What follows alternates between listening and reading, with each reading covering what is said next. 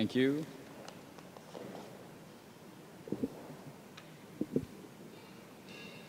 Dr. Farouk, my good friend. Dr. Azmi, also another friend. And Mustafa Akil, our special guest, a new friend. And all our friends here as well. Assalamu alaikum wa rahmatullahi wa barakatuh. Good morning. Delighted to be here today to address all of you. It's a forum, it's a colloquium organized jointly by the Penang Institute and the Islamic Renaissance Front. I think we've done this a couple of times already, and we continue to support these efforts to promote more progressive and open discourse, especially on matters concerning Islam. I think the theme for today is freedom of conscience, and I think Islam and freedom are two concepts that are inseparable.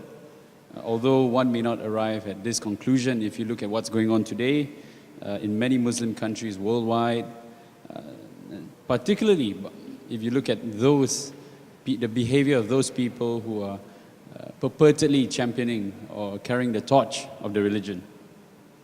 But the fact is, when Prophet Muhammad, peace be upon him, introduced Islam in the 7th century, he not only brought with him a new deen, but also through it delivered fundamental moral and social reform to the society at the time. As it were, Islam brought light to end the darkness of slavery, female infanticide, social injustice, and so on. And at the height of its glory during the Islamic Golden Age from the 8th to the 13th century, the Arab Muslim world transformed from one of that was warring, that was largely illiterate, to one that was characterized by major intellectual advancement in mathematics, in culture, in life sciences, philosophy, medicine, and so on.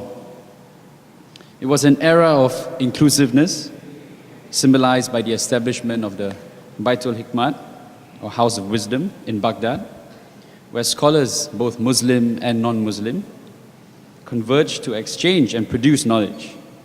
Inspired by the call to ijtihad, or independent reasoning, the goal was always to expand and include, and never to retreat and exclude.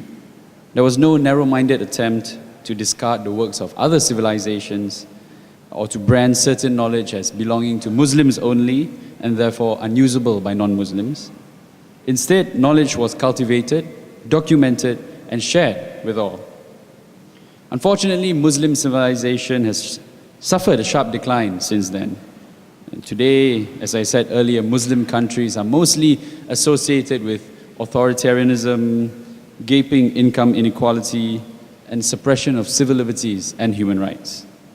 So it's sadly ironic that a religion which promises the gift of freedom and enlightenment has now to free itself from the imbroglio of xenophobia, economic uncompetitiveness, political oppression, social injustice, and belligerent parochialism. Attempts at reforming Muslim society are not new. Over the years, there have been many efforts by many progressive scholars. A few examples, modern examples, for 19th century scholars such as Said Jamaluddin Al-Afghani, Muhammad Abduh, and of course Muhammad Rashid Rida.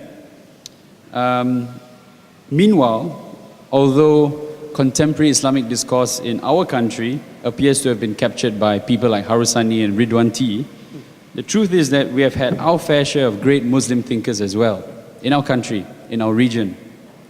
And as we contemplate the raging polemic over the ownership of the name of Allah and the constant fear-mongering of an apparent Christian threat in our country, there are very few who realize that, the Bible or the New Testament was actually originally translated a long time ago into Malay, in the 1800s in fact. And the very first Malay translation of the Bible, or the Kitab Injil Al-Qudus, as the author himself terms it, was produced actually by the father of modern Malay literature, Munshi Abdullah, also known as Abdullah Abdul Qadir, Of course, if he were to publish it today, we all know what will happen. There'll be a fatwa against him. Utusan will say he's a DAP member. Oh, it's true. Perkasa will demonstrate against him. Chickens will be slaughtered. People will offer money to slap him. And he'll probably be jailed for sedition. But Munshi Abdullah not only read the Bible, he actually translated it into Malay. And yet to this day, he is universally recognized as a great Malay Muslim scholar, writer of unwavering faith. In fact, in Munshi Abdullah, we had a visionary Muslim thinker who dared to push the boundaries of what was socially acceptable. He was always questioning what he saw as oppression of the Malays by the nobility or bangsawan and the rajas, and which is why the central theme of a lot of his writings revolves around the question of freedom.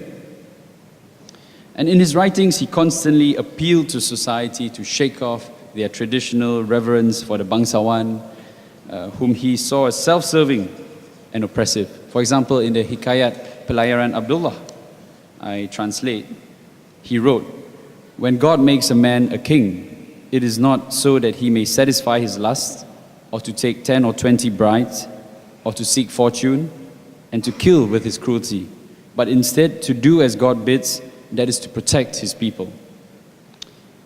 Munshi Abdullah was of the view that in order for Malay society to advance, it must embrace modern values, and while at the same time holding steadfastly to true Islamic teachings.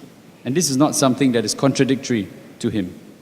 And even more importantly, Malay society had to emancipate themselves from the irrational grips of feudalism. In particular, he was extremely critical of traditional Malay political system. You know, at the time you had an absolute monarchy, as well as Malay customs which he felt were khurafat and tahyul, or heretic and superstitious. In his day, he was considered ahead of his time. 200 years later, he would probably still be considered ahead of our time, which is a shame. Another reformist Malay thinker was Zainal Abidin Ahmad, or Zabbar. And amongst the many writings of Zabbar was one entitled Jalan Keselamatan bagi Orang-Orang Melayu, or The Salvation of Malays, in which he mentions that true emancipation can only be achieved through the pursuit of knowledge. And in that monograph, he writes, "Verily, there is only one path towards the salvation of the Malays, insofar it concerns their life and weaknesses in their attitude, and that is to ameliorate their intellectual poverty, their lack of knowledge, through the right kind of education. This is the only way that salvation can be found, no other way." So to Zabbar, the high incidence of poverty among Malays corresponded directly to the society's mental inadequacy. Therefore, he saw the only salvation for the society was to free themselves from poverty through knowledge and the ability to think critically.